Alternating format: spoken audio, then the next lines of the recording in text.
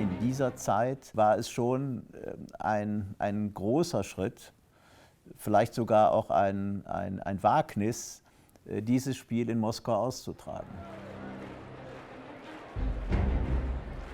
Mein Vater hat immer gesagt, dass das eigentlich das entscheidende und wichtigste Spiel in seiner Karriere war bei der deutschen Fußballnationalmannschaft. Ich möchte weniger das Spiel so in den Vordergrund stellen, sondern einfach, dass wir die Gelegenheit hatten, nach Moskau zu fliegen.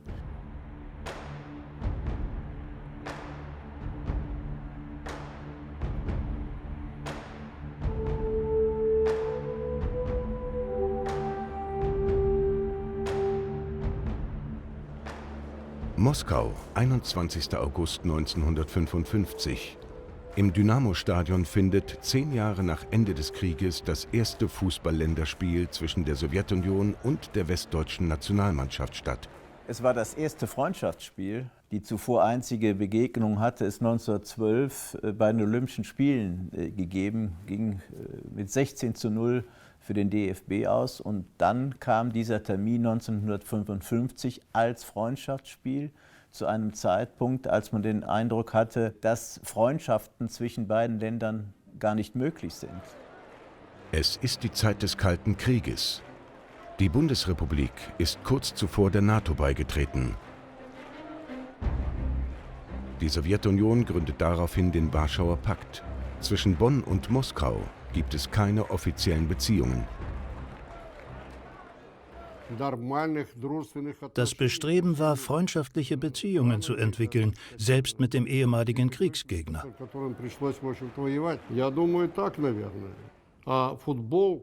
Und der Fußball kann das, wie keine andere Sportart. 3 Wochen nach dem spektakulären Fußballspiel wird Bundeskanzler Adenauer zu seinem historischen Staatsbesuch nach Moskau reisen. Das Verhältnis der beiden Staaten ist immer noch vom Krieg gezeichnet. Die Sowjetunion beklagt 22 Millionen Tote. Auf der anderen Seite sind noch tausende deutsche Kriegsgefangene in sowjetischen Lagern. Waren die deutschen Nationalspieler im August 1955 Eisbrecher für Adenauer? Die Einladung zu einem Länderspiel erhält der DFB im Mai aus Moskau. Pressekommentare sehen einen Zusammenhang mit den außenpolitischen Absichten der Sowjetunion. Der Kreml sucht über den Sport internationale Anerkennung. Der vorgeschlagene Spieltermin am 24. Juli wird jedoch vom DFB wegen der Sommerpause abgelehnt. Die Sowjets legten großen Wert auf dieses Spiel, weil die deutsche Mannschaft ja ein Jahr zuvor, 1954, Weltmeister geworden war. Und sie hatten natürlich jetzt den großen Ehrgeiz, den Weltmeister zu bezwingen. Und deswegen ließen sie nichts unversucht, um dieses Spiel in Moskau zustande zu bringen. Der sowjetische Verband reagiert sofort und schlägt einen zweiten Termin vor. Er hat die Rückendeckung der Parteiführung und somit kurze Entscheidungswege.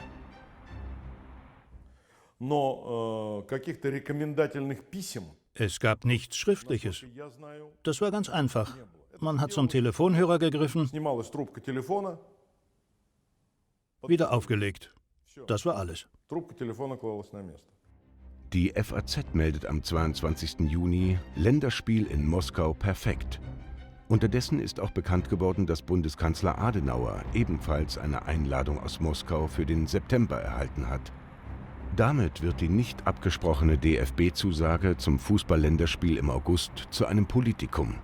Die Bundesregierung war in hohem Maße darüber verstimmt und sie blieb auch verstimmt, dass die DFB-Führung es nicht für nötig befunden hatte, vorher mit den politischen Instanzen, also mit der Bundesregierung, Kontakt aufzunehmen und sie über dieses Spiel zu informieren. Gerade das muss man vielleicht hinzufügen, weil Adenauer sehr wohl um die propagandistische Bedeutung des Sports wusste. Das Fußballspiel beschäftigt daraufhin auch die Regierung. In einer Kabinettssitzung äußert Kanzler Adenauer seine ernsten Bedenken gegen den vom DFB getätigten Abschluss eines Länderspiels mit der UdSSR. Er lässt prüfen, ob das Fußballspiel noch abgesagt werden kann, aber dafür ist es zu spät. Es wäre klar gewesen, wenn jetzt die DFB einen Rückzieher macht, dann wären politische Spielchen im Hintergrund maßgeblich dafür verantwortlich. Und diese Blöße wollte sich weder der DFB noch auch die Bundesregierung geben, weil sie sich immer als der unpolitische Sport gerierten, im Gegensatz zu dem Sport in der damaligen Sowjetzone oder auch im Ostblock. Der Ball rollt. Bis zum Wettkampf in Moskau sind es noch 8 Wochen. Bundestrainer Sepp Herberger ruft seine Nationalspieler ins Trainingslager nach München-Grünwald. Sepp Herberger war über das Länderspiel ziemlich erfreut, würde ich sagen. Also seinen Aufzeichnungen ist zu entnehmen, dass er den Wettkampfcharakter des Spiels tatsächlich an erster Stelle sah. Und die Sowjetunion galt als spielstarke Mannschaft, aber auch als eine große Unbekannte. Als amtierender Weltmeister möchte Herberger das Spiel natürlich gewinnen. Für die Öffentlichkeit lässt er seine Spieler unbekümmert auftreten. Seinen Aufzeichnungen ist allerdings zu entnehmen, dass er hinter verschlossenen Türen seine Mannschaft intensiv auf die Spielweise der sowjetischen Auswahl vorbereitet. Er analysiert den Gegner akribisch. Für Herberger ist Torwart Jaschin eine Pantherkatze. Der Jaschin war damals der Größte auf der Welt. Der hatte ein Stellungsspiel, wie ich selten gesehen habe. Und der hatte solche Bratzen gehabt, wenn der nach dem Ball gegriffen hat und die Beine angezogen hat, da ist keiner dran gekommen. Von den russischen Spielern sind nur wenige im Westen bekannt. Einer davon ist der hochbegabte Stürmer Tatuschin. Für Trainer Herberger ist er schnellster Rechtsaußen der Welt. Ja, wie heißt er denn nun? Maslonkin heißt er. Und der spielt ab zu Tatuschin. Tatuschin alleine durch. In den Strafraum eingedrungen, findiert immer noch. Nur noch 8 Meter vom Tor entfernt. Schuss, Tor! Jupp Posipal, warum hast du nicht angegriffen? Warum hast du den Tatuschin 12 Meter laufen lassen? Du bist zwar aus Hamburg und ich auch und wir sind befreundet, aber den musstest du angreifen. Und so steht es nach genau 16 Spielminuten im Dynamo-Stadion in Moskau 1:0 für Russland. Wenn sie die Mannschaft damals mit Jaschin, Netto, Tatuschin und wie die alle hießen, war ja Riesenfußballer, die Russen. Also so eine russische Mannschaft gab es nie wieder. Die Sbornaja, wie die Auswahl in der Heimat genannt wird, gibt es in dieser Zusammensetzung erst kurze Zeit. 3 Jahre zuvor hat Stalin die Nationalmannschaft aufgelöst, nachdem diese bei der Olympiade 1952 im Achtelfinale ausgerechnet gegen Titos Jugoslawien verlor. Gegen Josip Broz Tito zu verlieren, war für Stalin eine Schande. Es führte zur Zerschlagung der sowjetischen Mannschaft. 1955 war eine Art Wiedergeburt der Sbornaja.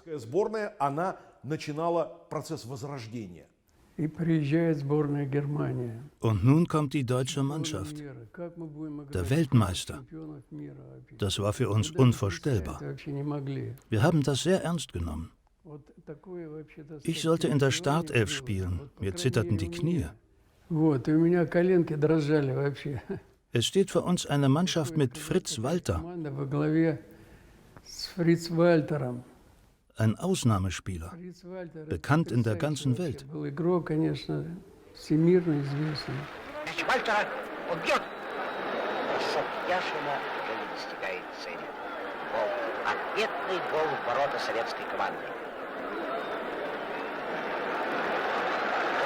Как бы начинается сначала. Ведь счет ничейный. 1-1.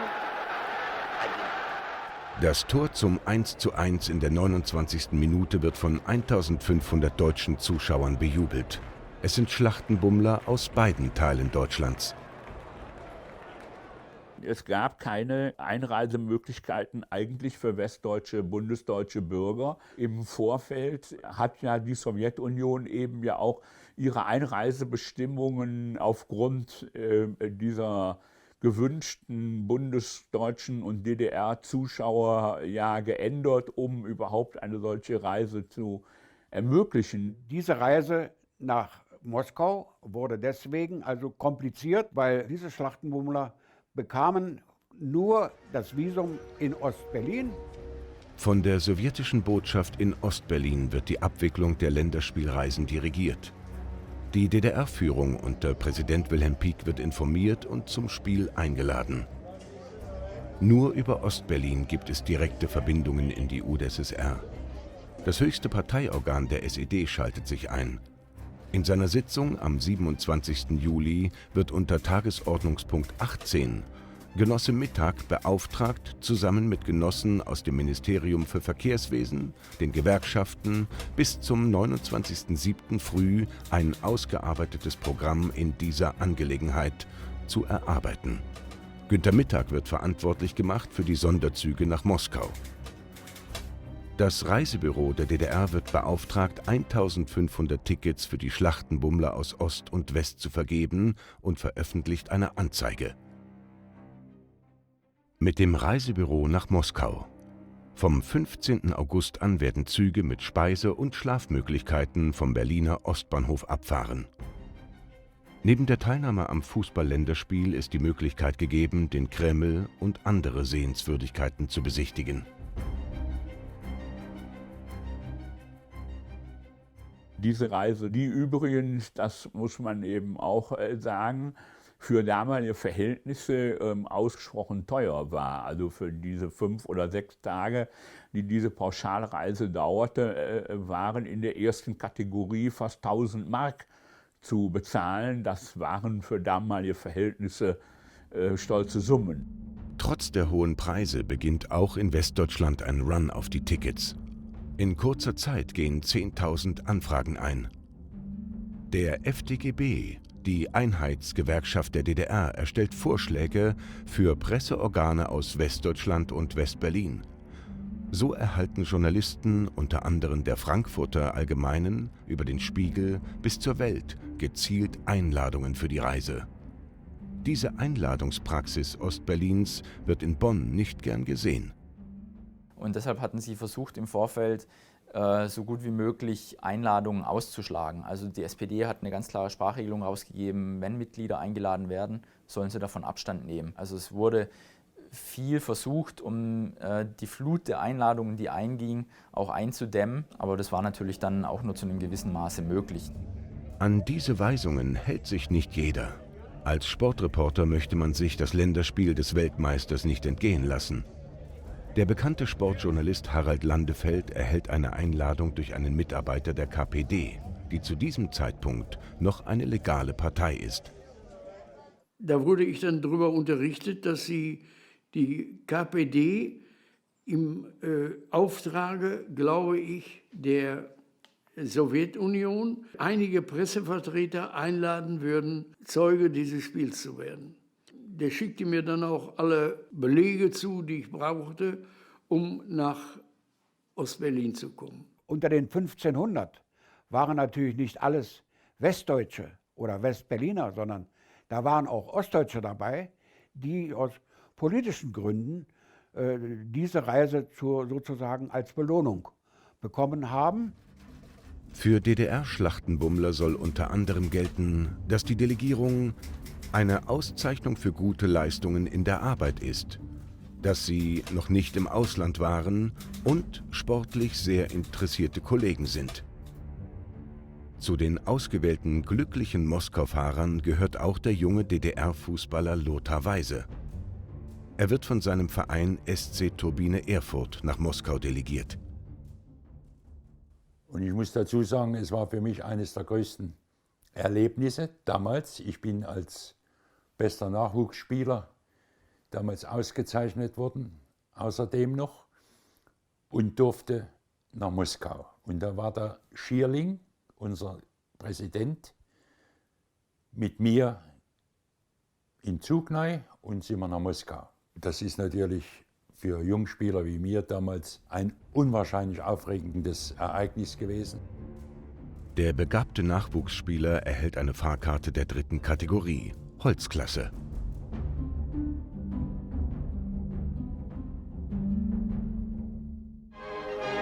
Freie Fahrt für die Freunde des Fußballs aus beiden Teilen Deutschlands nach Moskau zum Spiel des Jahres, Sowjetunion, Westdeutschland. 1500 Deutsche aus dem Westen und dem Osten unseres Vaterlandes konnten die Reise in das Land des Sozialismus antreten. Und die Bundesregierung hat das sehr kritisch beäugt, weil sie wussten, hier ist natürlich eine persönliche Fühlungnahme, die wir gar nicht mehr steuern können oder in der Hand haben. Also sobald die Bundesbürger den Zug betreten, sind sie aus dem Zugriffsbereich. Alles, was dann erfolgt, ist sozusagen unkoordiniert aus westdeutscher Sicht und anfällig für eine Propaganda. Sie hatten uns, das heißt die westdeutschen Journalisten, mit Vertretern des FDGB, des Freien Deutschen Gewerkschaftsbundes der DDR, zusammengetan. In jedem Abteil war, wenn Sie so wollen, einer der FDGB-Leute, ich will nicht sagen zur Bespitzelung, will ich nicht sagen, aber dieser Mann hielt also jeden Morgen das Wort zum Sonntag. Das heißt, er berichtete uns von den Segnungen des Sozialismus. Dann sagten sie, ja, wir haben soeben die Friedensgrenze überfahren. Haben Sie das bemerkt? Fragte der mich. Ich sagte, nein, ich habe es nicht bemerkt. Haben Sie denn etwas gesehen hier von brachliegenden Feldern und so weiter, wo immer in Ihrer Presse berichtet wird? Ich sagte, nein, tut mir furchtbar leid, habe ich nicht gesehen. Weiter ging er nicht und wir fuhren dann nach Polen rein. Für die Fahrt nach Moskau gibt es nicht nur sportliche Beweggründe. Westdeutsche Unternehmer wollen nach wirtschaftlichen Beziehungen Ausschau halten. Frauen erhoffen sich in Moskau Auskünfte über ihre vermissten Männer. Dann fuhren wir Tag und Nacht, Tag und Nacht. Jeder von uns dachte sich, mein Gott nochmal, die Nazis, die müssen ja verrückt gewesen sein. Jetzt fahren wir hier schon 2 Tage und 2 Nächte ununterbrochen. Und das wollten wir alles erobern. Das sagte aber keiner, denn politische Gespräche wurden an sich nicht geführt. Ich muss sagen, wir haben uns hauptsächlich über Fußball unterhalten. Während die Schlachtenbummler die Zugreise angetreten haben, trifft sich die DFB 11 zum Abschlusstraining am kleinen Wannsee in Westberlin. Trainer Sepp Herberger lässt die Mannschaft nicht nur letzte taktische Spielzüge proben. Als erfahrener Fußballlehrer achtet er darauf, dass der politische Druck die Konzentration der Spieler nicht zu sehr beeinflusst. Ja, man hatte die Spieler aber auch darauf vorbereitet, was ja nicht immer üblich damals gewesen ist, aber man musste den Spielern auch sagen, ihr macht ein politisches Spiel. Ihr seid als Botschafter von Deutschland in Moskau und auch wenn ihr im letzten Jahr Weltmeister geworden seid, muss dieses Spiel heute etwas ganz Besonderes für euch sein und entsprechend auch euer Auftreten. Und mit den Spielern wurde ganz intensiv geredet. Wer von der Politik gewesen ist, das weiß ich nicht. Das hat mir auch Fritz Walter nie erzählt. Aber er sagte immer wieder, wir mussten uns so verhalten, quasi als eine Art Gentleman des Fußballs. Ich denke nicht, dass die Spieler politischer waren. Ich denke, dass die Sportler sich da eher auf ihren eigenen Instinkt verlassen haben und festgestellt haben, dass die russischen Fußballer genauso diesen Sport liebten wie sie selbst. Auch die sowjetische Mannschaft ist einem enormen Druck ausgesetzt. Die Parteiführung hat ihnen ihre Mission unmissverständlich klargemacht. Für Trainer Katschalin heißt das, seine Spieler bis zum Anpfiff auch taktisch zu fordern, sie auf einen unbedingten Sieg einzuschwören. Natürlich hat man die Spieler unter ideologischen Druck gesetzt. Jedem Spieler war danach klar, dass man gegen die Deutschen nicht verlieren durfte. Auf keinen Fall. Das war eine politische Frage.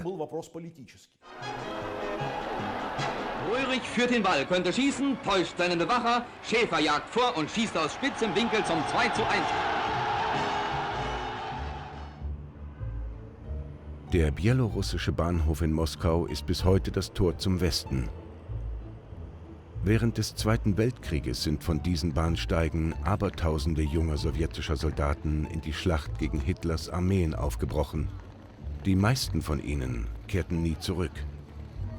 10 Jahre nach Kriegsende betreten nun 1500 Deutsche den geschichtsträchtigen Ort.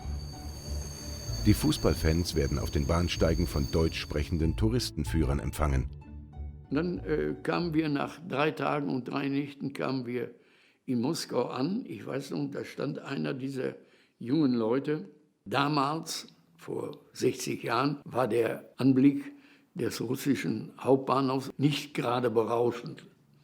Und da sagte der zu mir, Sie sind etwas enttäuscht. Ich sage, ja, ich hatte das so, an Betracht dieses Riesenreiches und so weiter, hatte ich mir das doch etwas besser vorgestellt. Ja, sagt er, das wissen wir auch, aber wenn Sie später mal kommen, dann werden Sie erstaunt sein, das wird alles neu gemacht und so weiter.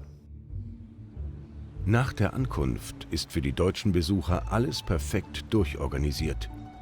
Auf dem Vorplatz stehen Sonderbusse, die den Reisenden während der gesamten Zeit ihres Aufenthaltes in Moskau zur Verfügung stehen.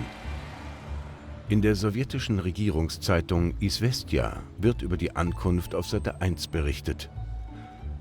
Unter den deutschen Touristen sind Arbeiter, Angestellte, Kaufleute und Journalisten. Sie werden nicht nur am Fußballwettkampf teilnehmen, sondern sich auch mit Moskau bekannt machen. So die Zeitung. Und dann gingen wir ins Hotel Moskwa. Das war das Spitzenhotel, das war direkt am Roten Platz. Jeder hatte ein tolles Zimmer, muss ich sagen. Also das war so wie heute, möchte ich mal sagen, Steigenberger hoch 3. Wir waren ja 2 Tage dort und konnten uns dann Moskau ein bisschen anschauen. Das war hochinteressant. Obwohl Lothar Weise die Fahrt in der Holzklasse bewältigen muss, erhält er, wie viele seiner westlichen Kollegen, vom sowjetischen Reisebüro Intourist den Generalgutschein für Touristenbetreuung 1. Klasse. Für 500 Westdeutsche übernimmt die DDR-Gewerkschaft die Reisekosten in Höhe von insgesamt fast 400.000 D-Mark. Der Betrag wird aus dem Solidaritätsfonds entnommen. Die deutschen Touristen, vorzüglich betreut vom sowjetischen Reisebüro Intourist, hatten Gelegenheit, die historischen Stätten im Kreml zu besichtigen. Ruhmvolle Zeugen russischer Geschichte und revolutionären Kampfes. Die Bundesdeutschen haben alles in Devisen bezahlt, einschließlich des Taschengeldes. Und der Umrechnungskurs des Rubels war entsprechend auch vorher festgelegt worden. Also das war schon, ist eine grandiose Inszenierung von beiden Seiten, so wie man sie eigentlich für ein solches Spiel, also ein einzelnes Spiel eigentlich eher nicht kennt, sondern wenn dann für entsprechende Großereignisse. Am Morgen des 18. August beginnt auf dem Ostberliner Flughafen Schönefeld für den Weltmeister seine sportpolitische Mission. Ja, das Bild hier ist kurz vor dem Abflug entstanden auf der Gangway. Da ist mein Vater und ja, da sieht man ja auch an den Gesichtern, wie groß die Begeisterung, die Aufregung und die Vorfreude war, wobei sich da tatsächlich, glaube ich, bei den meisten auch ein bisschen Sorge und Angst mit reingemischt haben, wie wohl der Empfang sein könnte. Und der Abflug war, hat mein Vater noch draufgeschrieben, Ostberlin. Mein Vater hatte ja eigentlich auch einen sehr persönlichen Bezug nochmal dazu, zu diesem Spiel, weil er selber 10 Jahre zuvor gegen Kriegsende noch als 16-Jähriger an der Front verwundet wurde mit einem Lungendurchschuss und sein älterer Bruder auch in Russland an der Front gefallen ist und jetzt dann eben dorthin zu fliegen in dieses Land der ehemaligen Erzfeinde, das ja, war eine große Herausforderung und auch auf diesem Flug waren alle unglaublich nervös. Hat er mal erzählt, es war eine Aufregung, es war aber auch ja, Angst sogar dabei, hat mein Vater immer gesagt, wie wird man da empfangen und wie reagieren die Menschen auf diese deutsche Mannschaft, die da jetzt zum ersten Mal überhaupt nach Kriegsende auf russischem Boden ankommt. Während des Fluges kehren bei älteren Spielern die persönlichen Erinnerungen an die Zeit des Krieges zurück. Neben Gerhard Hapers war auch Trainer Sepp Herberger kurze Zeit Wehrmachtssoldat. Fritz Walter verbrachte einige Zeit in einem sowjetischen Gefangenenlager. Manche der mitreisenden Funktionäre waren aktive NSDAP-Mitglieder. Das Betreten sowjetischen Bodens ist daher für alle keine Selbstverständlichkeit.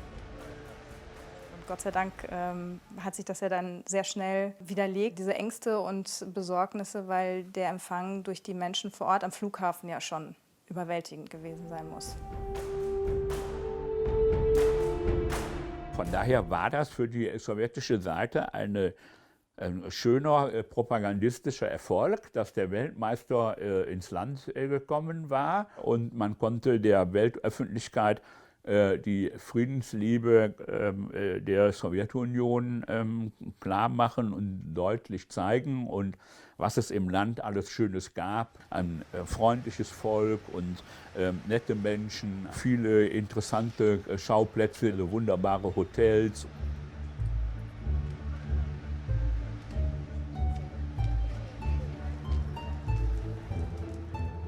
Die deutsche Mannschaft wird im Luxushotel Sowjetskaja einquartiert. Das Haus hat 100 Zimmer. Erst kurz zuvor wurde es renoviert. Es glänzt in seinem Prunk. Legendär ist der Jahrsaal. Das Jahr war vor der Revolution das berühmteste Restaurant in der Moskauer City. Hier nimmt die Mannschaft ihre Mahlzeiten ein. Und er hat von diesem Hotel auch eben erzählt, dass das überschwängend war, dass da der Luxus für einen gut bürgerlichen deutschen Jungen wirklich überwältigend war. Auch mit dicken Teppichen, mit frischen Blumen überall. Auffallend war auch natürlich, dass unser Hotel fast menschenleer war, aber köstlich dekoriert war und wir Platz noch und noch hatten. Tatsächlich halten sich nur die Nationalspieler mit der DFB-Delegation im Hotel Sowjetskaja auf. Die sowjetischen Behörden nutzen die Rundumbetreuung der Sportler für den bevorstehenden Staatsbesuch von Konrad Adenauer. 3 Wochen später wird seine Regierungsdelegation hier ebenfalls wohnen. Die Fußballer haben sozusagen die Betten für die Adenauer-Delegation angewärmt. Mein Vater wusste zum damaligen Zeitpunkt nicht, dass das gleiche Hotel war, in dem 3 Wochen später auch Adenauer untergebracht war.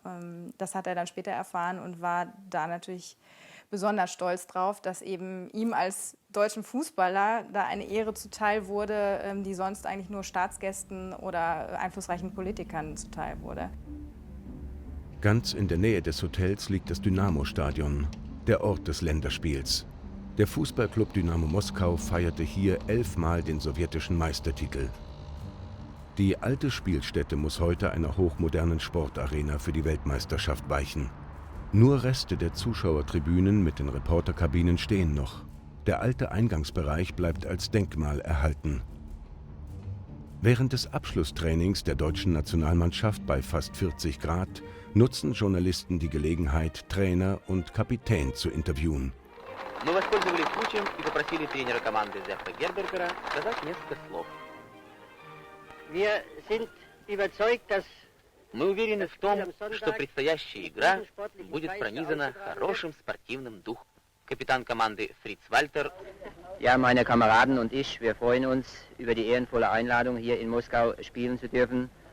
Und wir wollen alles tun, was in unseren bescheidenen Kräften steht, um hier ein ehrenvolles Ergebnis in Moskau zu erzielen. Die Spieler haben sich ja und die DFB-Führung auch entsprechend verhalten und entsprechende Dinge gesagt, die ihnen Herr von Brentano, der bundesdeutsche Außenminister, im Vorfeld des Spieles gesagt hatte, wie man sich zu verhalten habe. Das muss man ja auch erwähnen, nicht, dass die DFB-Führung und damit auch die Mannschaft vergattert worden ist, wie man sich denn da auf diesem Parkett zu bewegen haben. Auf dem grünen Rasen wussten die das, wie man sich bewegte, aber auf dem Parkett, das war ja eine andere Sache.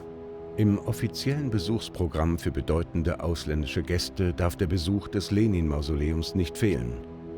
Diesen Ausflug zum Vater der Revolution hatten die Mannschaft und die Schlachtenbummler zu absolvieren. Da steht ja dieses Mausoleum auf dem Roten Platz. Und davor eine Schlange von 1000 Metern. Die Leute, die alle da vorbeigingen. Die gingen dann da rein, ging dann da vorbei, konnte nicht stehen bleiben oder wie, oder so einen Moment, aber dann ging es weiter. Und da wurden Tausende von Leuten jeden Tag durchgeführt. Und da haben wir über eine Stunde in der Schlange gestanden und dann durften wir ins Mausoleum. Und da habe ich, also das war gruselig, also für mich war das unwahrscheinlich. Da lag der Stalin da und der Lenin auf der anderen Seite, als ob die schlafen. Ja? Die sind ja heute nicht mehr, also heute ist ja der Stalin gar nicht mehr drin, nur noch der Lenin. Ja, und gerade rüber, schräg rüber von dem Platz war dann das Kaufhaus Gumm. Das größte Kaufhaus der Welt damals. Nach dem Besuch eines Warenhauses hatte sich die Fußballelf in ein Balalaika-Orchester verwandelt.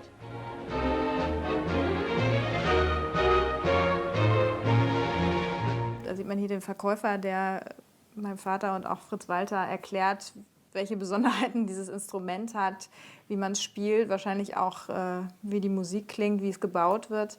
Und diese Balalaika hat mein Vater natürlich auch mit nach Hause gebracht, allerdings gibt es die nicht mehr. Mein Vater hat immer wieder erzählt, dass es so viele Momente mit den Menschen gab, wo ihm tatsächlich die Tränen gekommen sind, weil er einfach damit überhaupt nicht gerechnet hat und eher mit Feindseligkeit oder Zurückhaltung gerechnet hat, was aber ja, sich dann eben ganz anders gezeigt hat. Die deutsche Mannschaft versteckt sich nicht im Hotel. Sie zeigt sich auf den Straßen und Plätzen der Stadt, kommt mit den Menschen ins Gespräch. Das verschafft ihr bei den Moskauern große Sympathie. Ein begeisternder Empfang für die Mannschaft mit Blumensträußen und Spalier an den Straßen. Das war ja so wie 1954, als die Weltmeister aus Bern nach Hause kamen. Und nun wurde man im fremden Land so gefeiert. Das war natürlich toll. Und die Menschen in der Sowjetunion haben sich sicherlich auch darüber gefreut, dass ihnen eine solche Möglichkeit geboten wurde. Das war ja ein grandioses, völlig unbekanntes Ereignis. Der Tag des Länderspiels. In Moskau ist es heiß und schwül. Hunderttausende Sportbegeisterte aus allen Teilen der UdSSR haben sich für eine Eintrittskarte beworben, wollen den Weltmeister sehen. Nur 80.000 dürfen ins Dynamo-Stadion. Weitaus mehr haben sich trotzdem vor den Toren eingefunden. Die Miliz muss einschreiten, damit die Kartenbesitzer in die Arena gelangen können.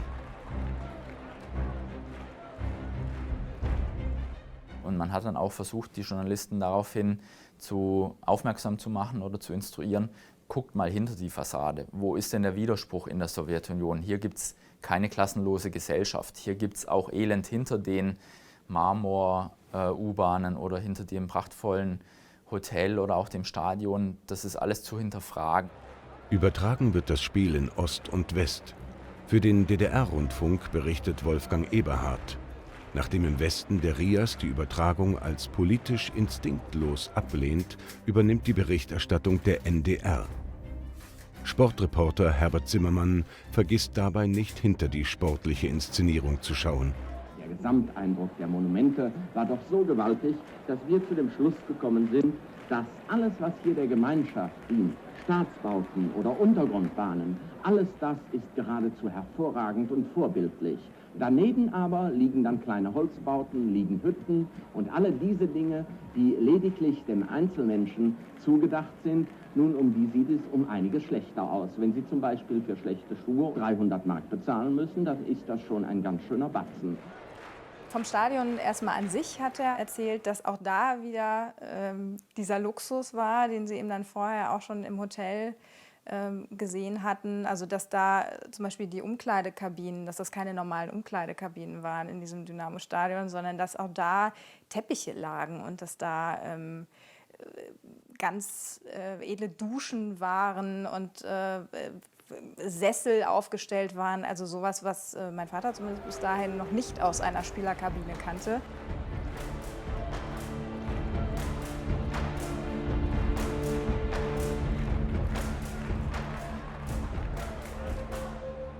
Als sie dann ins Stadion eingelaufen sind, da hat er immer gesagt, also 80.000 Menschen, die ihm und natürlich der ganzen Mannschaft entgegengejubelt haben, die Transparente hatten und Plakate und damit die Deutschen begrüßt haben, gejubelt haben. Es gab keine Pfiffe oder Buhrufe, also es gab wirklich Jubel. Das ist für mich als Jugendlicher ein unheimliches Erlebnis gewesen. Die Atmosphäre in dem Stadion, die ganze Show, die da vorher gemacht worden ist, und dann das Spiel selber.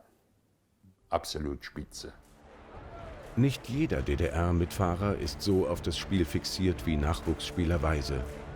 Manch Ostdeutscher erfüllt seine politische Aufgabe und kommt mit dem Porträt seines Präsidenten Wilhelm Pieck ins Stadion.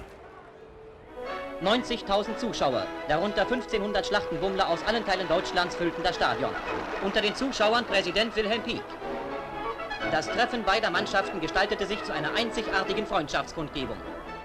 Außerhalb des Platzes sieht das anders aus. Als DDR-Präsident Pieck seine Loge betritt, kommt es zu einem kleinen Eklat. Die westdeutsche DFB-Delegation verlässt die Nachbarloge und nimmt für kurze Zeit demonstrativ auf einer Bank auf den Traversen Platz.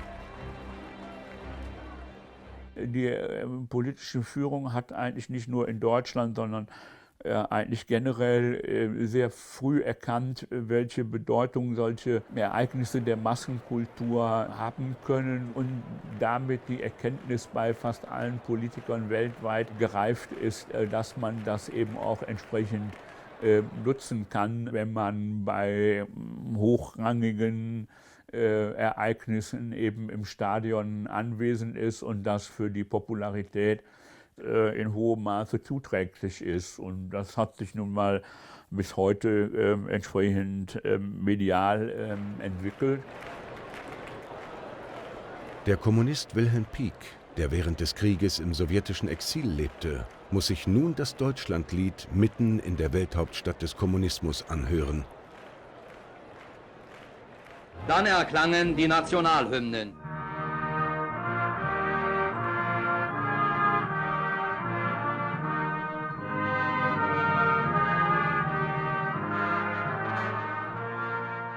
Mein Vater hat dann gesagt, als er da stand und dann diese deutsche Nationalhymne ertönte, hat er wirklich vor Überwältigung und auch vor Stolz mit den Tränen gekämpft. Also das war wohl wirklich der ergreifendste Moment in diesem Stadion.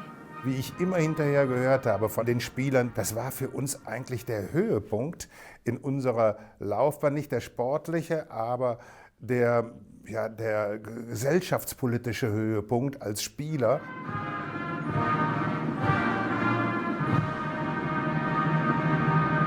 Da ist die westdeutsche Hymne gespielt worden, haben da mitgesungen, so gut wie es ging, und dann die russische natürlich.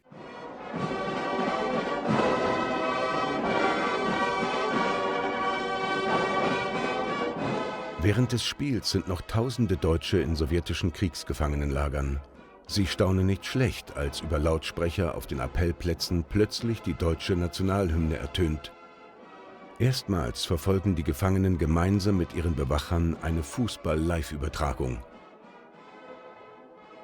Nach diesem Spiel zwischen der Sowjetunion und der Bundesrepublik gab es ja dann auch durchaus Fußballspiele zwischen den sowjetischen Bewachern und Mannschaften aus den deutschen Kriegsgefangenen. Und diese Lockerungen selbstverständlich und auch das Ereignis zum einen des Spiels, zum anderen selbstverständlich auch des Adenauer-Besuchs bei den noch in der Sowjetunion verbliebenen Kriegsgefangenen, das waren ungefähr 10.000 Menschen, Erwartungen geweckt hat, doch nun bald aus den Lagern entlassen und nach Hause geschickt zu werden. Das Spiel wird auf hohem Niveau, temporeich und sehr fair geführt. Die Begeisterung der Zuschauer über diesen spannenden, torreichen Wettkampf ist auf beiden Seiten groß. Und wieder einmal letzter Retter in höchster Not, Fritz Herkenrath von Rot-Weiß Essen. Warum war ich der Held? Ich hatte viel Arbeit. Und wenn ein Torwart viel zu tun bekommt, dann kann er entweder sich auszeichnen oder er wird zerrissen und als Anfänger dargestellt. Ich weiß noch genau, da war eine Atmosphäre in dem Stadion, das ist unwahrscheinlich. Da haben wir alle, die aus der DDR mit waren, für Westdeutschland gesprochen. Für uns gab es in dem Moment gar keine Grenze, sondern wir haben Westdeutschland gegen Russland gesehen. Die DDR-Leute haben natürlich zu unserer Mannschaft gehalten. Ich habe nie einen Ton gehört, dass die mal gesagt haben, unsere sowjetischen Freunde oder so. Nix. Die waren deutsch, treu deutsch, wie sich das gehört. 70. Minute gegen Maslonkins Bombe ist Herkenrath machtlos. Es steht 2:2. In der 74. Minute fällt die Entscheidung. Liebrich wehrt ab. Der Nachschuss von Iljin ist unhaltbar. 3:2 gewinnt die Sowjetunion die Sonnenschlacht im Dynamo-Stadion. Die Zusammengehörigkeit der beiden Mannschaften, was das Gemeinsame angeht und das auch verhältnismäßig gute Spiel von beiden Seiten, das wird in Erinnerung bleiben. Nach dem Sieg über Deutschland fühlten wir uns gerüstet. Wir standen doch vor den Olympischen Spielen. Deshalb wollten wir unsere Kräfte messen mit dem Weltmeister. In der DDR-Presse legt man besonders Wert auf das Ergebnis des Spiels. Mit dem Sieg über den Weltmeister wird die Sowjetunion zur Weltklasse erhoben. Von den Moskau-Reisenden werden nach der Rückkehr Lobesberichte über das kommunistische Land erwartet. Ich habe natürlich dann, wo ich zurückgekommen bin, geschwärmt von dieser Reise. Und ich sollte auch und musste auch darüber Bescheid geben. Das war in Erfurt in einem großen Saal, wo wir uns dann getroffen haben. Und dann musste ich über Land und Leute reden. Da habe ich von Land und Leuten gesprochen, aber nicht von der Sowjetunion, sondern von den Leuten Rahn und Tatutschin. Und das haben die nicht verstanden bei mir, dass ich in den Erfurter Saal damals nur immer von dem Spiel gesprochen habe. Ich hätte auch dass der Peak da war, ich hätte von den Leuten, von Land und Leute hätte ich erzählen müssen. Das haben die gewollt. Aber ich habe es halt nicht gemacht, weil mich das mehr interessiert hat, das Spiel selber. Deshalb bin ich ja rübergefahren. In der westlichen Presse wird das gute Spiel der deutschen Mannschaft in den Vordergrund gestellt. Allerdings wird in Ost und West hervorgehoben, dass unabhängig vom Ergebnis die Verständigung zwischen den beiden Völkern gewonnen hat. In diesem Sinne war der Kracher von Moskau durchaus ein Eisbrecher für Adenauer. Natürlich hat das Spiel der deutschen Nationalmannschaft zur Normalisierung der Beziehungen beigetragen. Sozusagen das Eis gebrochen und das Tauwetter eingeleitet für den späteren Besuch von Kanzler Adenauer.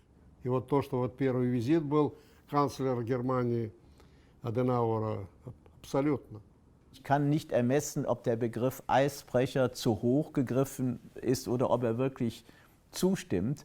Aber ich denke schon, dass die Wertung erlaubt ist, dass Tauwetter eingesetzt hat. Gerade über diese Begegnung, dass man wie selbstverständlich gegeneinander Fußball gespielt hat. Noch immer war das Feindbild von den Deutschen in den Köpfen der sowjetischen Menschen. Zu 100%. Mir scheint, dass dieses Spiel in kultureller und politischer Hinsicht eine Wende war.